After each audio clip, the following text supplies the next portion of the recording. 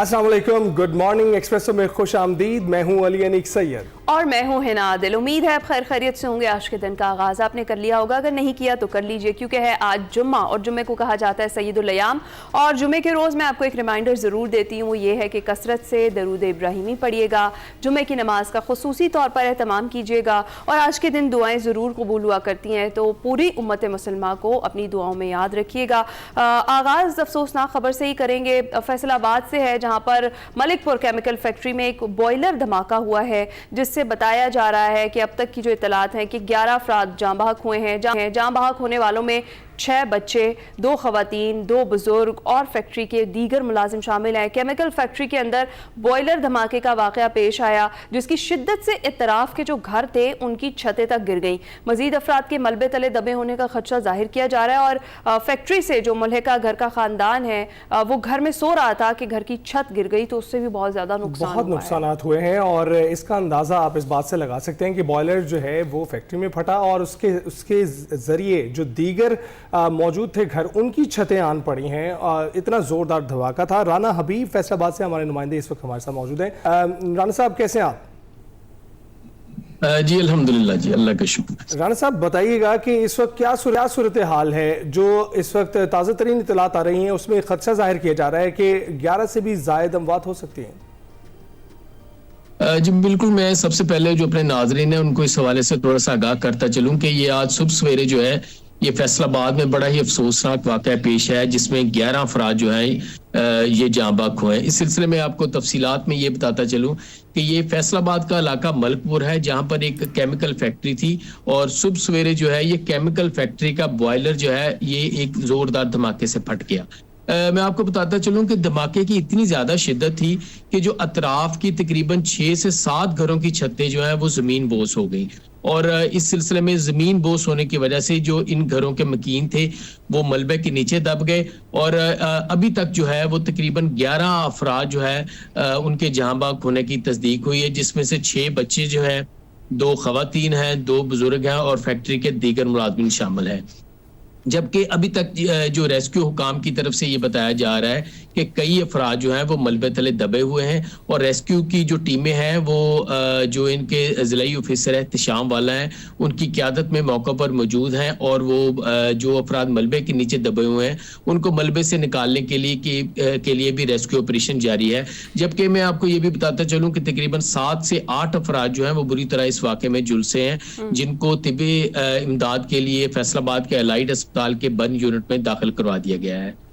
जबकि मैं इस हवाले से जो आपके साथ कुछ नाम जो शेयर करता चलूं कि अभी तक जो इब्तदाई तौर पर मालूमात मिली हैं उसमें जाँ बहक होने वालों में 10 साला जो अहमद है, मकसूदा बीबी है, अजान अली, ईमान फातिमा है। जबकि जख्मी होने वाले दीगर अफराद में मुअज्जम, यूनस, रिफत इमरान, लियाकत अली, नदीम और एहसन ये शामिल हैं। जबकि इस हवाले से अभी जो मौका पर पुलिस हुकाम, SSP ऑपरेशन, मुतलका जो SP हैं और ACCT आदिल उमर समेत जो मुतलका दीगर हुकाम है वो भी मौके पर मौजूद हैं और आप अंदाजा कर सकते हैं कि अब इस आग पर अभी तक जो है वो मुकम्मल तौर पर काबू नहीं पाया जा सका। आग की इतनी ज्यादा शिद्दत थी, तो इस हवाले से ज्यादा जो अभी तक हालातें सामने आई हैं उसमें ये बताई जा रहा है कि जो अतराफ के तकरीबन 6 से 7 घरों की छतें गिरी हैं उस वजह से ज्यादा हालातें सामने आई हैं। ठीक है, बहुत शुक्रिया राना हबीब, आप अपडेट कर रहे थे। मजीद अपडेट्स आपसे लेते रहेंगे। इसे आगे बढ़ते हैं और कुछ बात कर लेते हैं मई में होने वाली पाक भारत जंग के बाद की जो सूरत हाल बनी है। पाकिस्तान की जो फौजी बर्तरी है उसकी पूरी दुनिया में चर्चे हैं। अमरीकी कांग्रेस ने भी मार्का हक में भारत के खिलाफ पाकिस्तान की जो फौजी बर्तरी है उसका एतराफ़ किया है। अमरीकी कांग्रेस में पेश रिपोर्ट के मुताबिक पाकिस्तानी फौज ने मई में भारतीय जारियत के जवाब में फौजी बर्तरी हासिल की और 4 रोज़ा झड़प के दौरान पाकिस्तान की चीनी हथियारों के साथ कारकर्दगी बहुत नुमाया रही। पाकिस्तान का चीनी हथियारों की मदद से भारत के फ्रांसीसी राफेल तैयारों को निशाना बनाना चीनी असले की फरोख्त के लिए बड़ी मौसर दलील बन गया और पहली बार चीन के जो जदीद हथियार हैं HQ-9 missile defence system, PL-15 और J-10 लड़ाका तैयारे बराह रास्त किसी भी जंग में इस्तेमाल हुए। ये चीन के लिए अमली मैदान में एक बहुत बड़ा तजुर्बा साबित हुआ। और उधर अमेरिकी सदर डोनाल्ड ट्रंप की बात करें तो वो कई बार कह चुके हैं कि पाक भारत जंग में उन्होंने उसको रुकवाया। और अमेरिका सऊदी बिजनेस फोरम में खिताब करते हुए उन्होंने ये कहा कि पाकिस्तान और भारत की जंग 350% टैरिफ की धमकी से रोकी गई और पाकिस्तान और भारत अपने एटमी हथियार निकालने लगे थे। मैंने कहा आप जंग करेंगे तो तिजारत नहीं होगी। और दूसरी जानिब आज़ाद कश्मीर में तकरीब से खिताब करते हुए वज़ीर आज़म शहबाज शरीफ का ये कहना था कि पाकिस्तान ने भारत को इबरतनाक शिकस्त दी है। भारत की शिकस्त पर अमरीकी कांग्रेस ने मोहर लगा दी है और मई की जंग में हिंदुस्तान को अफवाज पाकिस्तान ने जन्नाटेदार थप्पड़ रसीद किया था। पाकिस्तान ने भारत जो 7 तैयारे हैं वो मार गिराए थे और अमरीकी सदर अपनी हर तकरीर में पाकिस्तान की तारीफ करते हैं। भारत के खिलाफ जंग में फील्ड मार्शल ने मेरी मुशाफरत से बिला खौफ फैसले किए में जो हुआ था और हिंदुस्तान को उस 4 दिन की मुख्तसर जंग में अफवाज पाकिस्तान ने हिंदुस्तान को जो जनाटेदार थप्पड़ रसीद किया था, आज अमेरिका की कांग्रेस की रिपोर्ट ने भी उसके ऊपर मोहर लगा दी है। प्रेसिडेंट ट्रंप हर तकरीर में जिक्र करते हैं कि 7 नए नुकोरे जहाज पाकिस्तान ने गिराए। ये बिला खौफ तरदीद मैं कह सकता हूँ कि अफवाज पाकिस्तान के कड़ियल बहादुर जवानों की, उनकी बहादुरी की बदौलत, हमारी एयरफोर्स शाहीनों की शानदार कारकर्दगी की बदौलत और 4 दिन के अंदर हिंदुस्तान की फौज वो घुटनों के बल गिरी। तो ये क्या था? ये अल्लाह ताला का बेपाया फजल करम और फील्ड मार्शल शहीद आसिम मुनीर की शानदार क़ियादत। बिला खौफ उन्होंने मेरे साथ मुशावरत करके फैसले किए। अफवाज की दलेरी, पाकिस्तान को जो फतूहात मिली, इसी तरीके से हम इंशाअल्लाह माशी मैदान में भी हम दिन रात मेहनत करके पाकिस्तान को उसका हक दिलवाने में महव हैं। ठीक है जी, आगे बढ़ते हैं। उधर मार्का हक की अगर बात करें तो पाकिस्तान की जो शान थे लड़ाका तैयारे JF-17 थंडर, जिनका जिक्र अभी हमने किया, दुबई एयर शो 2025 में शानदार अंदाज में जलवागर हुआ और गैर मुल्की दिफाई वफूद समेत आम शुरका की तवज्जो का मरकज भी बना रहा। और तो और भारतीय फ़ज़ाइया के पायलट्स और अफसरान ने भी पाकिस्तान एयरफोर्स के पवेलियन का दौरा किया और जो भारतीय पायलट्स हैं उनकी बड़ी तादाद JF-17 थंडर के करीब पहुंची। दुबई एयर शो में JF-17 थंडर के साथ उन्होंने तस्वीरें और सेल्फियां भी बनाई। दूसरी जानिब पाकिस्तान ने दोस्त मुल्क के साथ JF-17 थंडर की फरोख्त के MOU पर दस्तखत कर दिए। Dubai air show air chief Zaheer Ahmed Babar Sidhu की दोस्त ममालिक के फ़ज़ाई सरबराहान से मुलाकातें हुई। UAE की अंडर सेक्रेटरी बराए दिफा lieutenant general pilot Nasir Al Alawi और commander air force air defence major general Rashid Mohammed Ashamsi से भी मुलाकात हुई। मुलाकातों में मुश्तरका मशकों, पेशा वराना तबादलों और बैनुल अस्करी शराकत दारियों को मजीद मजबूत बनाने के अज़्म का इजहार भी किया गया। और पाकिस्तान एयरफोर्स का दस्ता एयर शो में शिरकत के लिए मुत्तहिदा अरब अमारात में मौजूद है। एयर शो में JF-17 थंडर दिफाई जो तजियाकार हैं और हवाबाजी के जो माहिरीन हैं उनकी खसूसी तवज्जो का मरकज भी बना रहा है। इस सारी सूरत हाल पर हमने बात करनी है जी। हमें ज्वाइन कर चुके हैं ब्रिगेडियर रिटायर्ड मसूद अहमद खान साहब। बहुत शुक्रिया ब्रिगेडियर साहब आपके वक्त का। Good morning. ये जो मई में होने वाली पाक भारत जंग है और जिसका जिक्र, जिसका चर्चा हर सू हो रहा है, अब अमरीकी कांग्रेस में एक रिपोर्ट पेश हुई है, उसको कैसे देखते हैं आप? बहुत शुक्रिया आप दोनों को। अस्सलाम वालेकुम। मेरे ख्याल में दिस इज द लास्ट या कहें नेल इन द कफन of the so called India का जो कंसेप्ट था द नेक्स्ट सिक्योरिटी प्रोवाइडर, जो कांग्रेस को जो रिपोर्ट पेश हुई वो वहाँ पे उनके साथ एक समझ ले बहुत बड़ा हाथ हो गया है। और ये एक ऑफिशियल रिपोर्ट है जो कांग्रेस के सामने इनपुट लेने के बाद जो है अथेंटिसिटी के बाद ये पेश की गई है। और प्रेसिडेंट ट्रंप हमेशा जो पास में आपने देखा होगा ऑलमोस्ट 56 टाइम उन्होंने बात की, सीज फायर की बात की, 7 जहाज़ों की बात की, फिर बाद में उन्होंने 8 जहाज़ों पे आ गए थे। वो भी उनको इनपुट मिलती है फ्रॉम द इंटेलिजेंस से, उसको बेस करके वो, क्योंकि मॉर्निंग हमेशा इनको ब्रीफ्स होते हैं और फिर इसके बाद वो बात करते हैं। अदरवाइज इनके पास अपना GPS सिस्टम है जो राउंड द क्लॉक वो चीज़ें मॉनिटर करते हैं, तो वो उनके पास कैपेबिलिटी थी। सो पाकिस्तान ने इसमें समझ ले कि we have reshaped the geopolitics of South Asia, और या आप समझ ले कि इंडियन ओशन रीजन में पाकिस्तान जियो स्ट्रेटेजिक प्लेयर के तौर पर उभर आया। और इन देखे 4 दिनों में इस रिपोर्ट में उन्होंने एक्नॉलेज किया कि पाकिस्तानी ने वाज़ेह तौर पर बरतरी हासिल की। और उन्होंने ये कहा वाइल यूजिंग चाइनीज वेपन्स और टेक्नोलॉजी की उन्होंने बात की, लेकिन उसमें बंदे पाकिस्तानी थे। इज बेसिकली मैं तो कहता हूँ it is the man behind the gun, जिन्होंने इनको इस्तेमाल किया। जो पायलट्स थे जहाज के अंदर बैठे हुए थे, या वो मल्टी डोमेन ऑपरेशंस की सिनर्जी थी और कोऑर्डिनेशन थी। और फिर इसके बाद देखें जब ये वाकया हुआ तो उसके बाद एक्नॉलिजमेंट दुनिया से आई। और जब आपको देखें कि फील्ड मार्शल को प्रेसिडेंट ट्रम्प ने लंच के लिए इनवाइट किया, सो वो मैं समझता हूँ that speaks volumes about the importance President Trump places on Field Marshal Asim Munir। तो जब आपकी लीडरशिप अच्छी हो और जब आपके डिसीजन मेकिंग बहुत जबरदस्त हो, आप विजनरी हो, और फिर आप अपने से 5 गुना बड़े मुल्क को जिसका $86 बिलियन का बजट है और आपका $8 बिलियन है, और फिर भी इसके बावजूद आप प्रिवेल करते हैं, तो वो एक बड़ी मैसिव आपकी विक्ट्री होती है। और फिर देखें फील्ड मार्शल ने कहा कि अल्लाह की मदद थी, हम अल्लाह के सिपाही हैं। तो जो आपका फेर था तो उसके चीजें ये थी, मिलके हमने दुश्मन को ज़ेर किया। तो आज देखें कि साउथ एशिया में Pakistan is a peer competitor है इंडिया का, सिक्योरिटी स्टेबलाइजर भी है, और पूरे वेस्ट एशिया में नेट सिक्योरिटी प्रोवाइडर है। आप एक जियो स्ट्रेटेजिक प्रोफाइल है। फिर देखें कि आपके जहाज, आज अभी आप बात कर रहे थे JF-17 जो थंडर्स है, 40 जहाजों का एग्रीमेंट हुआ है विद अजरबैजान के साथ। और जो जेटेंसी हमने इस्तेमाल की, तो इंडोनेशिया ने पहले राफेल खरीद रहे थे, लेकिन अब उन्होंने वो कैंसिल करके जेटेंसी खरीद रहे हैं। सो वो क्रेडिबिलिटी है वो हमने दुनिया को दी है। और फिर देखें ब्रिगेडियर साहब, एक क्रेडिबिलिटी की बात है, वो तो हमने मई में साबित की उसकी, लेकिन इसके साथ साथ किसी भी कारोबार के लिए उसकी तशहीर करना बहुत जरूरी है। इसका क्रेडिट आप डोनाल्ड ट्रंप को देंगे?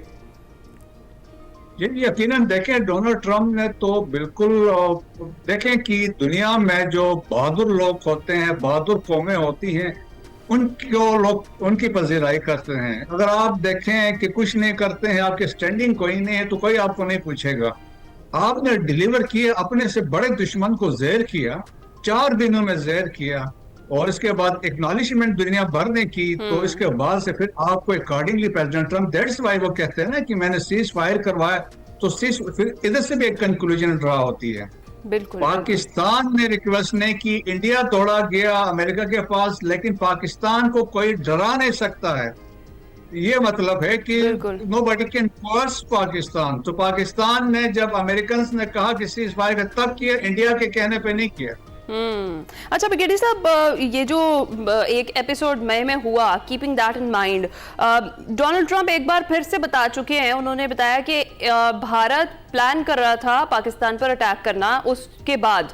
तो आपको लगता है कि जो कुछ हुआ उनके साथ, जितनी शर्मिंदगी का उन्हें उस वक्त सामना करना पड़ा, उसके बाद दोबारा से अटैक करने की गलती वो कर सकते हैं या सोच सकते हैं ऐसा?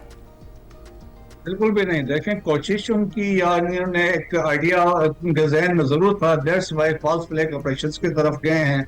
ऑपरेशन महादेव वाला उन्होंने किया था, जिसमें कश्मीरियों को कुछ कस्टडी से निकाल के लाया, उनको मार के वेपन्स बरामद करवाया, कहा पहलगाम से लिंक है। एजाज मल्ला को आपको याद है एक्सरसाइज त्रिशूल में उसको यूज कर रहे थे, लेकिन उसको भी हमने आपकी इंटेलिजेंस एजेंसी ने प्रीएम्प्ट कर दिया था। तो लेकिन उनमें इतनी वो अभी समझ लें कि वो अहलियत नहीं है कि आप पाकिस्तान के खिलाफ कि कोई एक नई जाहियत करे, मिस एडवेंचर करे, क्योंकि कोई एडिशनल चीज या कोई चीज नहीं आई है। अब दावे उन्होंने बहुत किए हैं कि 17,000 करोड़ का हम वेपन्स इक्विपमेंट खरीद रहे हैं, एक सुदर्शन चक्रा, एक एयर डिफेंस सिस्टम का कंसेप्ट लेके आए हैं जो 2035 तक होगा, और बाकी बहुत सारे वेपन्स इक्विपमेंट्स ले रहे हैं। तो उससे और इजराइल के साथ टेक्नोलॉजी की बात हो रही है, वो वहां से सिस्टम लेंगे, फिर जॉइंट प्रोडक्शन की बात हो रही है। लेकिन देखें कि कोई आप मिस एडवेंचर करने के लिए भी आपको ग्राउंड में सिचुएशन होनी चाहिए, बिल्डअप होनी चाहिए। आप ऐसे मुंह उठा के कर नहीं सकते। लेकिन पाकिस्तान ने बड़ा वाजे किया है। ISPR ने चंद हफ्ते पहले वाजे तौर पर कहा था, अगर कोई मिस एडवेंचर इंडिया करता है तो इस दफा हम ईस्ट से मारना स्टार्ट करेंगे। That means we will start hitting India from Arunachal Pradesh से मारते हुए आएंगे टुवर्ड्स राजस्थान, और we can hit India across India. कोई इंडिया का ऐसा नहीं है, लक्षद्वीप जो है, निकोबार एंड अंडमान आइलैंड्स तक हम मार कर सकते हैं इनके। So that is our capability. Indians को पता है हम कुछ क्या कर सकते हैं। बिल्कुल। देखिए बयान में मखसूस वाकई जिसमें तो हमने 5% भी अपनी कैपेबिलिटी शो नहीं की। हाँ, सिर्फ ये हमें तो इस है। बात का ख्याल नहीं रखना कि वो हमारे हमसाए हैं, उनको भी इस बात का ख्याल रखना है कि हम उनके हमसाए हैं और हम उनकी एक एक कोने तक पहुंच सकते हैं। बिल्कुल आप ठीक बात करें। ब्रिगेडियर साहब, इसके साथ साथ जो दुबई शो था कितना कामयाब रहा पाकिस्तान के लिए, आप क्या समझते हैं? देखें, बड़ी इंटरेस्टिंग है इसमें दुबई शो में भी बहुत आपने JF-17 वहाँ पे किए, आपके पाकिस्तान एरोनॉटिकल कॉम्प्लेक्स के लोग वहाँ पे गए थे, आपके स्पेस वाले वहाँ पे मौजूद थे, और जो वहाँ पे अटेंशन जो लोगों का फोकस था वो JF-17 थंडर्स पे था, और जिस तरह इंडियंस भी वहाँ पे गए हैं। लेकिन इंटरेस्टिंगली एक वाकया जो वहाँ पे हुआ, जो अभी बहुत ज्यादा रिपोर्ट हो रहा है, that is Tejas for first time उन्होंने शोकेस किया यहाँ पे। अभी तक इंडियन एयरफोर्स को नहीं दिया, उन्होंने हैंडओवर नहीं किया है, और उनके एयर चीफ AP सिंह तो बहुत चीखता रहता है कि मुझे तेजाज नहीं मिले। अब उसमें ये हुआ कि तेजाज को देखा गया, पिक्चर्स और वीडियोस आई हैं कि दे वर ड्रिपिंग ऑयल। जी। तो उसको फिर देखा कि जो उनके टेक्नीशियंस थे वो ड्रिपिंग ऑयल को they were trying to catch with sharpers के साथ, और शार्पर्स को यूज करके उनको कंटेन करने की कोशिश कर रहे थे। तो उससे क्या मतलब मैसेज मिल रहा था कि इनकी टेक्नीशियन या इनकी हैंडलिंग कैसी है उस जहाज के। फिर जहाज की और रेपुटेशन थी कि वो मिस्टेक पे आ गई कि इस जहाज की अभी से ये हालत है जो आपने एक मॉडल के तौर पर लेके गए थे, वहां पे ये हुआ। सो रेपुटेशन भी उनकी खराब हुई है, और उससे आपको लगता है कि प्रोफेशनलिज्म कहाँ पे होता है। आपने खुद जिस तरह आपकी एयर ट्रूप्स ने, आपकी एयरफोर्स ने, आपकी आर्मी ने, आपकी नेवी तैयार थी, उन्होंने डिलीवर किया, तो ये इंडिया इधर भी आके एक्सपोज हुआ है। So that is very interesting part है कि हाँ, दुबई एक साइड पर इंडिया इस तरह से एक्सपोज हो रहा है और दूसरी तरफ पाकिस्तान माशाल्लाह से मजीद तरक्की कर रहा है। सफारती महाज पर जो हमारी कामयाबियां हैं वो, और फिर जो दुबई एयर शो का हम जिक्र कर रहे हैं उसमें जिस तरीके से इंडियन पायलट्स जो थे वो पाकिस्तानी पवेलियन आए और फिर उन्होंने पिक्चर्स ली, वहाँ पर सेल्फियाँ भी लेते रहे, और जो हमारे दोस्त ममालिक हैं उनके साथ MOUs पर दस्तखत हुए। इस सारी सिचुएशन को आप कैसे देखते हैं? हमारी एयरफोर्स तो सेकंड टू नन है। This is what Quaid e Azam Mohammad Ali Jinnah ने कहा था 48 में। तो उसमें अभी ये है, देखे कि 27 फरवरी 2019 को भी आज ही के हमारे जो पायलट्स थे उन्होंने साबित किया, और दिन की रोशनी में हमने 2 जहाज उनके गिराए। एक कश्मीर में आके गिरा, एक Indian illegal fight Jammu Kashmir में गिरा। अभिनंदन ने इस चक्कर में पकड़ा गया। सो जो हम कहते हैं ना, जो फाइट थी एयर में, उसमें भी हम प्रिवेल कर गए थे। अभी तो कंसेप्ट BVRs का आइडिया है, लेकिन इसमें भी आपकी एयरफोर्स ने मार के हक में जिस तरह डिफेंड किया, No doubt. और जिस तरह राफेल्स को गिराया, PL-15 को यूज किया, तो मैं इसीलिए कहता हूँ ना, इट इज द मैन, जो जहाज के अंदर जो बंदा है, जो पायलट है, वो मैटर करता है, या मैन बिहाइंड द गन है, तो वो मैटर करते हैं। तो हम देखें कि अल्लाह का शुक्र था कि अल्लाह ने आप मदद की, हमारा फेथ था, और फिर आपके फतेह 1 फतेह 2 मिसाइल ने जिस तरीके से हिट किए टारगेट्स को जाके। सो मेरे ख्याल में पाकिस्तान ने जिस तरह मल्टी डोमेन ऑपरेशंस को इस्तेमाल किया फॉर द फर्स्ट टाइम, और बड़े कामयाबी के साथ की, और फिर आपने देखा भी पैरालाइज्ड इंडिया साइबर अटैक्स करके, तो वो क्रेडिट चाहता उसकी है कि मिसाल भी हमारे आपको कम ही बिल्कुल मिलती जाता है। एशिया में तो आपको बहुत कम ही मिलती है कि एक साथ मुश्तरका तौर पर 4 दिन में ही कंक्लूड कर दी जाए जंग, और उसका जो है ना खात्मा कर दिया जाए अपनी परफॉर्मेंस से। बहुत बहुत शुक्रिया ब्रिगेडियर साहब, आपने हमसे तबसरा किया। जो दुबई शो है उसका जिक्र हुआ, जो बयानात इस वक्त वज़ीर आज़म ट्रंप की जानिब से, वज़ीर आज़म हमारे और ट्रंप अमरीकी सदर की जानिब से दिए जा रहे हैं, उन दोनों पर भी तस्करा हुआ। लेकिन खास बात यह है कि 2025 जो है वो पाकिस्तान के लिए ना सिर्फ सफारती महाज पर बल्कि जंगी महाज पर भी एक बहुत अच्छा साल जो है वो रहा है, और उसकी जो अब इस वक्त नुमाइश जारी है दुबई एयर शो में, वो भी नाजरीन के लिए हाजिर है, जिसे भारतीय फ़िज़ाइया के जो एहलकार हैं वो भी देखने के लिए आ रहे हैं। तो आप भी देखने ज़रूर जाइएगा अगर आप दुबई में हैं और आपका जाने का इरादा है। अभी हम जाएंगे ब्रेक पर। Welcome back. प्रोग्राम में आगे बढ़ते हैं, आपको मिलवाते हैं पाकिस्तान की एक ऐसी बासलाहियत, बाहिम्मत, मुतासिर कुन खातून से जिन्होंने ना सिर्फ अपने सूबे की बल्कि पूरे मुल्क की इज्जत में इजाफा किया है। सिंध से ताल्लुक़ रखने वाली सना सदीक, जो पाकिस्तान की पहली सिंधी खातून हैं, जिन्हें विन 2025 DRR लीडरशिप अवार्ड्स में राइजिंग स्टार फाइनलिस्ट के तौर पर नामजद किया गया है। और ये अवार्ड अक़वाम मुत्तहिदा की UNDRR के इदारे की जानिब से दिया जाता है और दुनिया भर की उन ख़वातीन को खिराज तहसीन पेश किया जाता है जो डिज़ास्टर रिस्क रिडक्शन और रेजिलियंस के मैदान में नुमाया खिदमत सर अंजाम दे रही हैं। सना सदीक का ताल्लुक समाजी खिदमत और कम्युनिटी डेवलपमेंट के इंतहाई अहम शोबों से है। वो social safeguard and resettlement specialist होने के साथ साथ लाइवलीहुड स्पेशलिस्ट के तौर पर भी खिदमत अंजाम दे रही हैं और सिंध में सैलाब से मुतासर इलाकों में उनका किरदार भी बेमिसाल रहा है। चाहे inclusive cash for work programmes हों, ख़वातीन के लिहाज से हसास इंफ्रास्ट्रक्चर की बहाली हो, रेस्क्यू 1112 में पाकिस्तान की जेंडर जो डेस्क पर पहली पोजीशन है उसके क़याम का अहम संग मील साबित हुई हैं। उसके साथ साथ सना सदीक एक बेहतरीन लिखारी भी हैं। वो सिनफी मसावात, मौसमियाती तब्दीली, पानी के इंतज़ाम, ख़वातीन की मुआशी शमूलियत पर मुसलसल लिख रही हैं और लोगों में आगाही पैदा कर रही हैं। ये एजाज़ न सिर्फ पाकिस्तान बल्कि सूबे सिंध के लिए भी जो फ़ख्र का एक लम्हा है कि यहाँ से ताल्लुक़ रखने वाली एक खातून आलमी सतह पर पाकिस्तान का नाम रोशन कर रही है। मज़ीद सना सदीक से ही बात करें। अस्सलाम वालेकुम सना, गुड मॉर्निंग, आप कैसी हैं? वालेकुम अस्सलाम, गुड मॉर्निंग। अल्हम्दुलिल्लाह मैं ठीक हूँ, उम्मीद है आप लोग खैरियत से होंगे। अल्हम्दुलिल्लाह। सना, बहुत शुक्रिया आपने हमें ज्वाइन किया। इतनी सारी अचीवमेंट्स, इतना ज़्यादा तस्करा, जिस तरीके से आप काम कर रही हैं, अभी हो सकता है कि इसमें से जो कुछ आपने किया हुआ है हमने कुछ कम ही बताया उसमें। मुझे ये बताएं कि ये जो सफ़र है आपका, ये शुरू कैसे हुआ, किन मुश्किलात से निकल कर आप इस मकाम तक पहुँची जहाँ पर आज आप हैं? पहले तो मैं एक्सप्रेस न्यूज़ की बहुत ज़्यादा शुक्रगुजार हूँ। आप लोगों ने मुझे मौका दिया कि मैं आपकी ऑडियंस को अपनी जर्नी बता सकूँ। शायद हो सकता है इससे कुछ फीमेल्स, गर्ल्स या हो सकता है कुछ बॉयज़ मुतासर हो सके।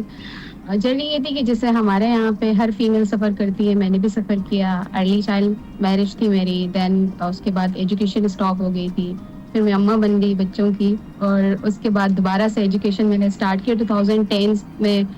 काफ़ी झगड़ कर मैंने फैमिली से दोबारा से मैंने जॉब स्टार्ट की, क्योंकि अमूमन डेवलपमेंट सेक्टर में, क्योंकि मैंने कोई तकरीबन मेरा 15 साल से ज़्यादा का एक्सपीरियंस है, जो कि मेरा 8 साल का डेवलपमेंट सेक्टर और फ्रॉम 2018 से मैं पब्लिक सेक्टर के साथ काम कर रही हूँ। तो वो जो NGO सेक्टर का नाम है वो इतना ज़्यादा आम लोगों को चूँकि उसकी अवेयरनेस नहीं है तो वो सही नहीं जाना जाता। सो ये हुआ कि हमारे यहाँ पर मुझे काफ़ी दुश्वारी का सामना पड़ा जॉब की परमिशन के लिए, एजुकेशन के लिए। फिर उसमें बचा कर चलना और अपने आप को मनवाना वो बहुत ज़्यादा चैलेंजिंग रहा। लेकिन ये था कि ये चैलेंज मैंने एक्सेप्ट किया और मेरे साथ मेरी फैमिली की बहुत सपोर्ट थी, मेरी वालदा की, मेरे सिबलिंग्स की, मेरे हस्बैंड बहुत ज़्यादा सपोर्टिव हैं।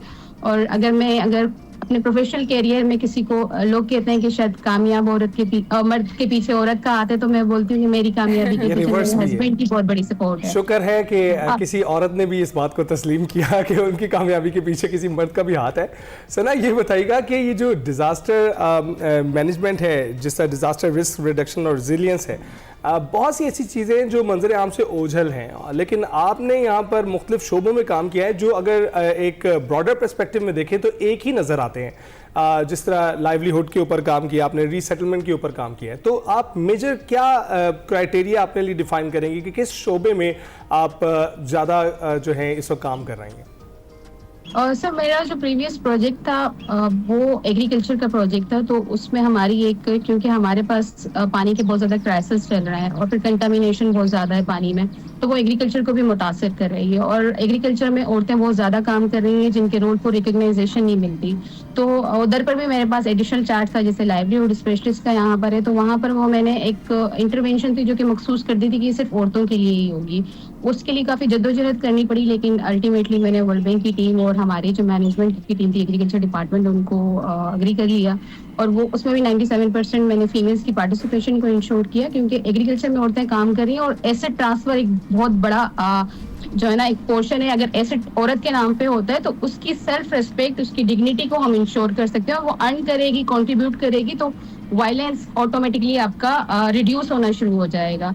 हमारे यहाँ पे हम बात करते हैं इक्वलिटी की, लेकिन बात इनइक्वलिटी जो है ना वहाँ पर होती है जहाँ पे पावर जिसके पास हो। अगर पावर हाँ सना, मैं इसी चीज पर ही आ रही थी। जिस तरह से बहुत सारी खवातीन हैं और वो तालीम हासिल नहीं कर पाई और उसके बाद फिर वो उनको लगता है कि उनका सफ़र वहीं तक था और वो ख़त्म हो गया, अब उनके सर जो जिम्मेदारी है उन्होंने बस उसको ही पूरा करना है।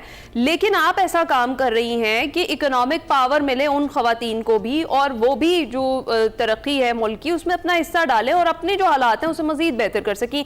ये आप कैसे मुमकिन बना पा रही हैं? मैं अपना जो मेरा वर्किंग स्टाइल है वो इस तरह से कि क्योंकि मैं खुद इंटीरियर से ताल्लुक़ रखती हूँ, उनकी शायद तकलीफ को मैं खुद ज़्यादा बेहतर जान सकती हूँ, क्योंकि एक टाइम पीरियड था वो शायद जिस तकलीफ का मैंने भी सामना किया था। तो उसमें ये है कि आपके पास जो जैसी स्पेस है उसके अंदर आपने अपॉर्चुनिटीज को क्रिएट करना है, और वो हम जैसे प्रोफेशनल्स का काम होता है जिन्हें अपॉर्चुनिटी मिलती है, हम अपने डोमेन में ऐसी चीज़ों को इंट्रोड्यूस करवाएं। लाइक जैसे मैंने एग्रीकल्चर का जिक्र किया, तो एग्रीकल्चर में मैंने वो जो हमारी किचन गार्डन किट थी वो खवातीन को दी, और यहाँ पर जब हमारा केशवर वर्क का काम स्टार्ट हुआ तो मैंने बोला नहीं, इसमें 50% विमेन्स की पार्टिसिपेशन होगी। दो के सबका कहना ये था कि हार्ड काम है, औरतें रोड कैसे बनाएंगी, इक्विपमेंट नहीं है, मटेरियल नहीं है, लेकिन मैंने खुद पिट लगाया उनके सामने, इक्विपमेंट स्पेड उठाकर मैंने पिट लगाया और ट्री प्लांटेशन की एक्टिविटी थी। मैंने कहा जब मैं एक शहर से ताल्लुक रखने वाली पढ़ी लिखी औरत ऑर्डर चला सकती हूँ, तो औरतें क्यों नहीं जो कि अपना घर चलाती हैं, खेती बाड़ी करती हैं, इतना भारी वजन उठाकर लेकर आती हैं, घास उठाती हैं, दूसरी चीजें हमारी हार्वेस्टिंग में सपोर्ट कर रही होती हैं। तो फिर जब मैंने खवातीन से पूछा तो उन्होंने उनके सामने एग्रीमेंट दिया कि नहीं हम कर सकते हैं। फिर मैंने उनकी पॉलिसीज इस तरह की बनाई थी कि उनका टाइम एडजस्ट कर दिया कि मर्द 8 घंटे काम करेंगे तो औरत 6 घंटे, लेकिन इनके लिए भी फ्लेक्सिबिलिटी होगी, मॉर्निंग में 3 घंटे करना चाहती है, इवनिंग में 3 घंटे। तो आपका जो डिजाइन है ना वो बहुत मैटर करता है। फिर आप वो देखें कि वो स्पेस आपने एक सिस्टम आपने एक डेवलप किया जिसकी बुनियाद पर उनको भी सहूलत है और वो डिलीवर भी कर पा रही हैं। तो ये बताइएगा कि जो आपने प्राइवेट सेक्टर में काम किया वो किस तरह से मुख्तलिफ था पब्लिक सेक्टर से? ये था कि उनकी अपनी एक पॉलिसीज बनी हुई होती हैं और वो बहुत मतलब उनको एक पाथ क्लियर होता है कि हमने इस तरफ जाना है, और उसमें आपकी विमेन पार्टिसिपेशन मैंडेटरी होती है। ये शुरू से जो मैंने एनजीओ सेक्टर में 2010 से काम किया तो वहाँ औरतों पर काम थोड़ी सी लिमिटेड ही काम हो रहा होता है, लेकिन हो रहा होता है। लेकिन उसमें ये होता है कि आपके जो इनोवेटिव आइडियाज हैं वो डाइजेस्ट नहीं कर पाती आपकी जो मैनेजमेंट है। यहाँ मुझे ये फर्क लगा, वहाँ पे कुछ बेनिफिट्स वहाँ पे थे और यहाँ पे ये था कि मैं आइडियाज प्रपोज करती थी तो मुझे मैनेजमेंट की तरफ से बहुत ज़्यादा इंकरेजमेंट मिलती थी। लेकिन ये था कि उसके लिए फैक्ट फाइंडिंग, सारी फिगर्स, पूरा एक उनको रेशनल बताना पड़ता था। लेकिन उसके साथ साथ मुझे फिर मैनेजमेंट से और दूसरा वर्ल्ड बैंक की टीम से बहुत ज़्यादा सपोर्ट मिली। एक चीज़ पब्लिक सेक्टर में ये अच्छी रही कि चूँकि वर्ल्ड बैंक के प्रोजेक्ट्स हैं तो उनके अपने स्टैंडर्ड्स हैं कि आपने इन्वायरमेंट को अफेक्ट नहीं करना, आपने सोशल कोई भी नेगेटिव इम्पैक्ट्स नहीं आने चाहिए, विमेन इंक्लूजन और सोशल इंक्लूजन बहुत ज्यादा जरूरी है। तो इसमें हमने औरतों की तो शमूलियत की थी, लेकिन डिसेबल पर्संस को भी डूएबल करके हमने वो उनके लिए अपॉर्चुनिटीज क्रिएट की। तो आप इकोनॉमिक एम्पावरमेंट वो एक की एलिमेंट है जहां से आप जितने भी आपकी सोसाइटी के इश्यूज हैं उनको 100% एड्रेस ना कर सकें, लेकिन आप उसको मिटिगेट जरूर कर सकते हैं। बिल्कुल बिल्कुल। बहुत शुक्रिया। सना सिद्दीक साहिबा हमारे साथ मौजूद थी। उनकी जो काविशें हैं, सिंफवात है, मौसमियाती तब्दीलियां हैं, कम्युनिटी रेजिलियंस पर काम कर रही हैं, ज़बरदस्त काम कर रही है। आगे भी ये सफ़र इसी तरह से वो जारी रखें, हम ये दुआ गो है। अभी हम जाएंगे ब्रेक पर, आप कहीं मत जाएगा। वेलकम बैक टू एक्सप्रेसो जी। अब कुछ बात ज़रा कर लेते हैं स्मॉग की, मौसम की। स्मॉग ने अपनी गिरफ्त मजबूत कर रखी है मुल्क भर में, और ख़ास तौर पर अगर पंजाब की बात करें और बालाई इलाकों में फ़ज़ा में धुंध है, धुआं और आलूदगी एक नए ख़तरे के तौर पर अब सामने आ रहे हैं। हम आमतौर पर स्मॉग को सिर्फ सांस, आंखों और गले के मसाइल के साथ जोड़ते हैं और इसी पर ज़्यादा डिस्कशन भी करते हैं, लेकिन आज हम आपको एक इंतहाई अहम पहलू से आगाह करेंगे। वो क्या है कि जी स्मॉग हमारी जिल्द और बालों को किस तरह से मुतासिर करती है। जी हाँ, जो मौसम में फ़ज़ा में जो मौजूद ये बारीक जहरीले पार्टिकल्स हैं, ये हमारी जिल्द से लेकर हमारे बालों तक हर चीज़ को मुतासिर कर रहे हैं। जिल्द खुश्क हो जाती है, खिंचाव महसूस होता है, स्याह धब्बे हैं, फ्रेकल्स हैं, एलर्जीज़ हैं, खारिश है, है, और उम्र से पहले बहुत सारे लोगों को रिंकल्स का मसला भी पड़ना शुरू हो जाता है, उसको भी हम डिस्कस करेंगे। ये सब स्मॉग के वो असरात हैं जिसका हम में से अक्सर लोग सामना भी कर रहे हैं, और बालों का मामला भी कोई कम संजीदा नहीं है। डेंड्रफ है, खारिश है, बालों के जो टूटने की वजह है वो भी है, बेरौनक हो रहे हैं, इस तरह की शिकायत बढ़ रही हैं। तो आलूदगी बालों के स्ट्रक्चर को कमज़ोर कर देती है, जड़ों को नुकसान पहुंचाती है। इसी अहम तरीन इशू पर हमने बात करनी है जो मेरा, आपका, हम सबका मसला है। तो हमने बात करनी है इसी पर। तो हमें ज्वाइन कर चुके हैं डॉक्टर कमल जवाद साहिबा, माहिर अमराज़ जिल्द हैं, उन्हीं से बात करते हैं। डॉक्टर साहिबा कैसी हैं आप? मैं ठीक अल्हम्दुलिल्लाह, आप लोग कैसे हैं? डॉक्टर साहबा हम तो इन्हीं मसाइल से दो चार हैं, इसी का जो है आपसे जो है पूछना चाह रहे हैं कि किस तरह से इसको ठीक किया जाए। सबसे पहले तो आप बताइएगा कि जिस तरह से हिना ने जिक्र किया कि ये जिल्द पर आपके असर करता है जो स्मॉग है, और उसके साथ साथ आपके बालों पर भी असर करता है। बालों पर बताइएगा किस तरह से असर करता है? देखिए, बालों पर असर इस तरह से करता है कि मौसम जब भी कभी चेंज होता है, मैं हमेशा से इस चीज को कहती हूँ कि मौसम का चेंज होना आपकी बॉडी के पूरे पार्ट्स पर असरअंदाज होता है। आपके बालों पे कैसे इफेक्ट करता है, क्योंकि बाल अगर जैसे ही एटमॉस्फेयर चेंज हो रहा है, स्मोक है, इसमें बहुत ज्यादा डस्ट है, इसमें बहुत ज्यादा ऐसे पार्टिकल्स मौजूद हैं जो कि आपके बालों की रूट्स में बैठ जाते हैं, आपके हेयर फॉलिकल्स में बैठ जाते हैं। अगर आपने अपने बालों को प्रॉपर्ली कवर नहीं किया हुआ, अगर आपके बाल कवर्ड नहीं है, आप बाहर जा रहे हैं, स्मोक को फेस कर रहे हैं, बाहर की डस्ट को फेस कर रहे हैं, तो आपके हेयर फॉलिकल्स डैमेज होते हैं, क्योंकि वो पार्टिकल्स जाके आपके हेयर फॉलिकल्स में बैठ जाते हैं। फिर आपके हेयर फॉलिकल्स को ना तो न्यूट्रिशन मिलती है, ना तो ऑक्सीजन मिलती है। अच्छा। और जिस तरीके से हमें जिंदा रहने के लिए खुराक की जरूरत है, पानी की, हवा की जरूरत है, वैसे ही same goes with our hairs कि हमारे हेयर्स को भी इन सब चीजों की जरूरत होती है। और अगर आपके फॉलिकल्स ब्लॉक हो जाते हैं तो डेफिनेटली वो फिर ग्रो नहीं करते, और अल्टीमेटली वहां से बाल आपका ब्रेक हो जाता है। और ब्रेक होके आपके बालों में, आप कहते हैं कि हेयर फॉल हो रहा है, हम बालों को हाथ लगाते हैं और हमारा बाल हमारे हाथ में आ जाता है, राइट? इस तरह उसकी से बहुत सारे रूट्स लोगों बहुत ज्यादा वीक हो जाती हैं शायद इसी वजह से। तो डॉक्टर साहब इसका पहले आप जरा सोल्यूशन बताएं, फिर हम स्किन के मसाइल पे जाएंगे, फिर उनका सोल्यूशन लेंगे। इसका क्या सोल्यूशन है? सबसे अच्छा सॉल्यूशन ये है कि आप अपने बालों को जितना ज्यादा हो सके कवर्ड रखें, ठीक है? अच्छा। फीमेल्स उसको दुपट्टे से, स्कार्फ से कवर कर सकती हैं, कैप्स के थ्रू कवर कर सकती हैं। आप मेल्स अगर आप बाहर जा रहे हैं तो आपने कोशिश करना है कि अगर आप बाइक पर हैं, इवन आप गाड़ी में भी हैं, आपने हर तरीके से एटमॉस्फेरिक डस्ट को तो फेस करना है ना।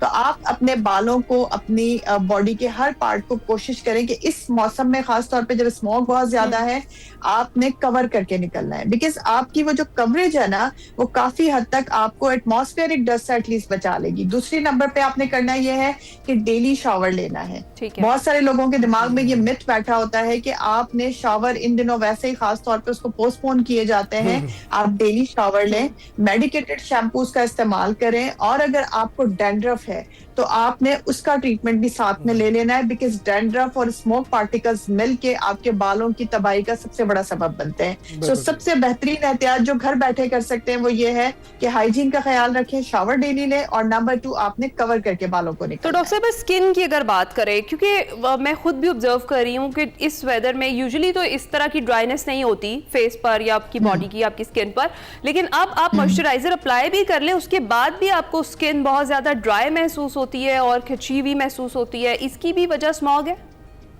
देखिए, कहीं ना कहीं स्मोक इसकी जिम्मेदार जरूर है। बिकॉज स्मोक के जो पार्टिकल्स होते हैं, वो पार्टिकल्स हमारी स्किन में जिस तरह बालों में जाके बैठ जाते हैं, उसी तरह हमारी स्किन के पोर्स में भी बैठ जाते हैं। हम जितना मर्जी अपने आप को प्रोटेक्ट कर लें, बट वो पोर्स, क्योंकि आपकी स्किन पूरी की पूरी, जितनी भी हमारी बॉडी है, उसमें सबसे बड़ा जो हमारी बॉडी का हिस्सा होता है वो स्किन पर मुश्तमिल होता है, राइट? उसने पूरी बॉडी को कवर किया हुआ है, लेकिन क्योंकि उसे भी अगेन बालों की तरह खुराक चाहिए, ऑक्सीजन चाहिए, उसे मेंटेनेंस चाहिए, तो उसके लिए उसमें छोटे छोटे पोर्स अल्लाह ताला ने बनाए हुए, जिससे वो कुदरती तौर पे अपनी न्यूट्रिशन और अपना ऑक्सीजन लेती रहती है। अब उन पोर्स को क्लीन रखना हमारी जिम्मेदारी है, लेकिन क्योंकि एटमॉस्फेयर में इतनी ज्यादा स्मोक पार्टिकल्स है, इतनी ज्यादा डस्ट है, इतनी ज्यादा पॉल्यूटेड एनवायरनमेंट है, तो डेफिनेटली वो सब हमारी स्किन के अंदर जाते हैं थ्रू वो पोर्स जो है उनके जरिए इन्वेड हो जाते हैं।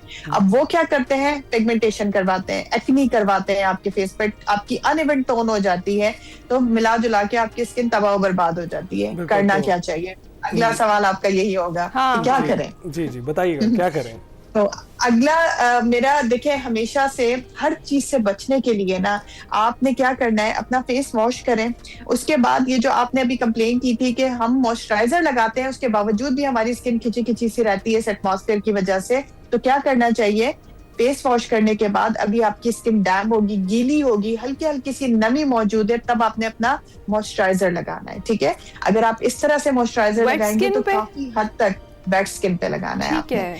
अगर वेट स्किन पे आप मॉइस्चराइजर अप्लाई करेंगे तो उसकी वजह से काफी हद तक आपका मॉइस्चराइजर जो है वो एग्जैक्टली एब्जॉर्ब होगा बॉडी के अंदर, और एब्जॉर्ब होने, आप शावर लेने के बाद भी यही करेंगे, फेस वॉश करने के बाद भी यही करेंगे, दोनों कंडीशंस में यही है। ठीक है, मॉइस्चराइजर अप्लाई करके हल्का सा मसाज करके छोड़ दें आप। नंबर 3 आपने क्या करना है, फेस वॉश, मॉइस्चराइजर और उसके बाद नंबर 3 सन ब्लॉक। ये 3 चीजें अगर आप अपनी डेली रूटीन में शामिल कर लें तो आप ट्रस्ट करें, आपकी स्किन, मैं कहती हूँ कि 80% बहुत सारे हार्म से, डेंजर से बच सकती है। ये सब घर बैठे आप इजीली कर सकते हैं, आपको उसके लिए महंगी महंगी फीसें देने की जरूरत नहीं है। ये मेडिकेटेड चीजें खरीदें, अपनी स्किन टोन के मुताबिक खरीदें और उसे इस्तेमाल करें। राइट। और ये भी बताइएगा कि घर की बात की आपने, तो घर में से कौन से ऐसे टोटके हों जिनको आप फौरी तौर पर इस्तेमाल कर सकते हैं? फौरी तौर पे जो आप इस्तेमाल कर सकते हैं ड्राइनेस के लिए, ड्राइनेस से बचने के लिए, उसमें सबसे इम्पोर्टेंट क्या होता है कि आपने अपनी स्किन को, जैसे मैंने बताया कि वेट स्किन पर आपने लगाना है मॉइस्चराइजर नंबर 1, और इसके अलावा पानी ज्यादा से ज्यादा पीना है, बिकॉज आपकी ये जो वेदर चल रहा है इसमें हमारा पानी का इस्तेमाल बहुत कम हो जाता है, हम बहुत कम पानी पीते हैं, तो आपकी स्किन अंदर से ड्राई होना शुरू हो जाती है। आप जितना मर्जी बाहर से मॉइस्चराइजेशन करते रहें, लेकिन अगर अंदर से आपकी स्किन हाइड्रेट नहीं है तो डेफिनेटली उसमें ड्राइनेस होनी ही होनी है।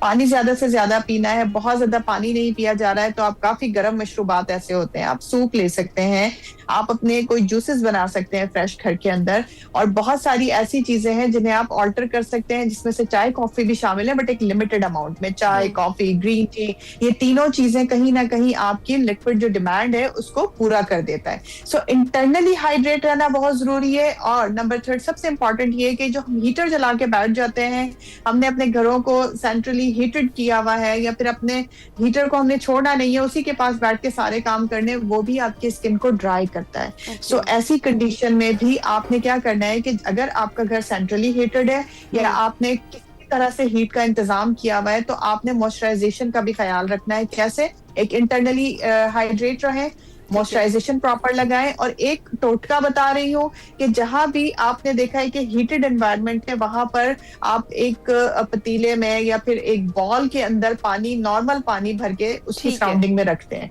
ठीक है, उससे ये होगा कि मॉइस्चराइजेशन एटमॉस्फेयर में रहेगी, वो आपकी पूरी बॉडी को ड्राई नहीं करेगी, और आपको लिटरली पता चलेगा कि कुछ घंटों के बाद वो जो बॉल में आपने पानी भर के रखा था वो खत्म हो जाएगा, एवापोरेट हो जाएगा। तो ये एक घरेलू टोटका है जिसके जरिए आप अपने आप को बहुत सारी सांस की बीमारियों से भी बचा सकते हैं और ड्राइनेस से भी बचा सकते हैं। ठीक है, thank you so much doctor car साहिबा, जिस तरीके से आपने एक्सप्लेन किया सबको बात समझ आई गई होगी। जो आलूदा मौसम है ये ना सिर्फ आपको नाक, कान, गले की बीमारियां दे रहा है, आपकी स्किन और आपके बाल भी खराब कर रहा है, तो हाइड्रेटेड रहे और जो फार्मूलाज डॉक्टर साहिबा ने बताया उन्हें फॉलो करें। अभी हम जाएंगे ब्रेक पर, आप कहीं मत जाइएगा। Welcome back. Top of the hour हम बात करेंगे सियासत पर, और सियासत की बात करें तो 27वीं आईनी तरमीम के चर्चे हैं और उसके बाद अपोजिशन जमातें आज मुल्क भर में एहतजाज का ऐलान कर चुकी हैं। एहतजाज कितना मौसर होगा इस हवाले से हम आपको आगाह करते रहे हैं, मगर इतवार को NA 18 हरीपुर में ज़िमनी इलेक्शन होने जा रहा है और उमर अयूब की नाअहली के बाद ये नशिस्त खाली हुई है और अब उमर अयूब की अहलिया इस नशिस्त पर इलेक्शन में हिस्सा ले रही हैं। वज़ीर आला खैबर पख्तूनख्वा सुहेल आफरीदी ने जलसे से खिताब किया। उन्होंने कहा, इंतजामिया और पुलिस को खबरदार करते हुए उन्होंने कहा है कि अगर इलेक्शन के दिन बदमज़गी हुई तो आप रात तक ओहदों पर नहीं रहेंगे। इलेक्शन कमीशन ने इस तकरीर का नोटिस लिया है और नोटिस लेते हुए वज़ीर आला और ज़िमनी इलेक्शन की उम्मीदवार जो शहनाज उमर अयूब को आज तलब कर लिया है, जबकि इलेक्शन के दौरान फ़ौज और सिविल आर्म्ड फोर्सेस की तैनाती के लिए सेक्रेटरी दिफा को ख़त भी लिख दिया गया है। गुज़िश्ता रोज़ वज़ीर आला सुहेल आफरीदी ने अपने बयान की वजाहत भी की और उनके बयान को सियाको सबाक से हटकर पेश किया गया। उन्होंने ये कहा है, ज़िमनी इलेक्शन महज 2 दिन की दूरी पर है, मामला क्या रुख इख्तियार करेगा। उधर तहरीक तहफ़्फ़ुज़ आईन पाकिस्तान के सरबराह महमूद खान अचकज़ई ने मिसाक़े आईन जमहूरियत पर दस्तखत करने की भी पेशकश कर दी है और कहा है कि अगर तमाम जमातों के सरबराह इत्तफ़ाक़ कर लें तो बानी PTI से दस्तखत कराना मेरी जिम्मेदारी होगी। और दूसरी जानिब 27वीं तरमीम के बाद कानूनी महाज पर भी बड़ी हलचल मची हुई है। वो इस तरह से कि आला अदलिया के जजेस की जानिब से का सिलसिला जारी है और गुज़िश्ता रोज़ इस्लामाबाद हाई कोर्ट की जानिब से बड़ा फैसला एक सामने आया और 4 जजेस ने 27वीं तरमीम सुप्रीम कोर्ट में चैलेंज करने का ऐलान कर दिया है।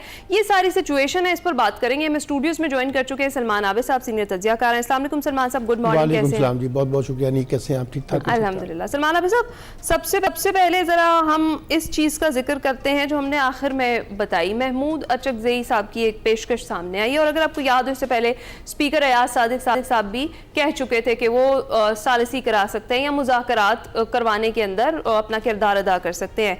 आपको क्या लगता है, जिस तरह से दावा कर रहे हैं महमूद अचकज़ई के बिरबानी से दस्तखत करवाना उनकी जिम्मेदारी होगी, क्या वो ऐसा कर पाएंगे? देखिए, इससे पहले माजी में मिसाक जमहूरियत हुआ, मिसाक मईशत की बात होती रही और अब दोबारा मिसाक की बात हो रही है। सियासी जमातों के अंदर जब आप अपोजिशन में होते हैं तो इस तरह की गुफ्तगू करना आसान होता है, लेकिन जब आप हुकूमत में होते हैं तो फिर इस तरह की गुफ्तगू करना मुश्किल हो जाता है। यही सियासी जमातें जो आज इक़्तिदार में हैं, ये चार्टर ऑफ डेमोक्रेसी की सिग्नेटरी हैं, लेकिन वो कुछ नहीं किया जो चार्टर ऑफ डेमोक्रेसी में उन्होंने तय किया था। इसलिए ये एक पॉलिटिकल स्लोगन्स के तौर पे तो चीज़ें सामने आती हैं, लेकिन पाकिस्तान की जो इस वक्त की पॉलिटिक्स है वो इतनी कॉम्प्लिकेटेड हो गई है। यानी हुकूमत एक तरफ है, अपोजिशन एक तरफ है, इस्टेब्लिशमेंट एक तरफ है, जुडिशरी एक तरफ है, मीडिया एक तरफ है। ये सारे ग्रुप्स जो है रियासत के अंदर जो है वो इस वक्त एक दूसरे के साथ टकराव के अंदर चल रहे हैं। इसमें यकीनी तौर पर एक मिसाक की ज़रूरत है, लेकिन मिसाक करेगा कौन? यानी कौन सी सियासी जमातें करेंगी? कितनी सियासी जमातें यहाँ पे आज़ाद हैं? कितनी सियासी जमातों के पास खुद मुख्तारी है? कितनी सियासी जमातों के पास वो फैसले करने की ताकत है जो इनको दरकार है?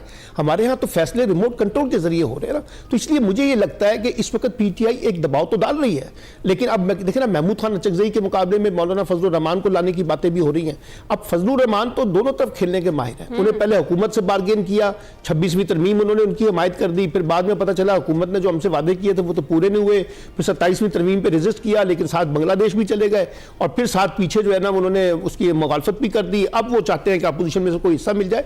लेकिन मैंने पहले भी आपकी दफा एक प्रोग्राम में कहा था कि मौलाना फजलुर रहमान उसी सूरत में अपोजिशन का अलायंस कबूल करेंगे, इत्तेहाद की सरबराही, जब उनसे इस बात की यकीन दहानी कराई जाएगी कि ये अलायंस जो है इंतखाबी इत्तेहाद में भी बदलेगा। यानी केपीके के अंदर उनकी जो पॉलिटिकल पोजीशन है उसको भी रिवाइवल मिले पीटीआई की मदद से। तो वो मुश्किल है क्योंकि पीटीआई के अंदर अभी ग्रुपिंग बहुत है। तो आज भी पीटीआई के हवाले से कुछ लोग समझते हैं कि मौलाना फजलुर रहमान के साथ सियासत नहीं करनी चाहिए। तो ये एक रिजर्वेशंस तो हैं। इसलिए मुझे नहीं लगता कि अभी पीटीआई इस पोजीशन पे है कि कोई बहुत बड़ी तहरीक जो है वो लॉन्च कर सके विदाउट मौलाना फजलुर रहमान, क्योंकि स्ट्रीट पावर तो उनके पास है ना। और विद मौलाना फजलुर रहमान तो देखिए, विद फजलुर रहमान जाएंगे तो फिर फजलुर रहमान आगे जाएंगे, लीड करेंगे। फैसले की ताकत फिर वो आपके पास नहीं रहेगी, फैसला पीटीआई के पास।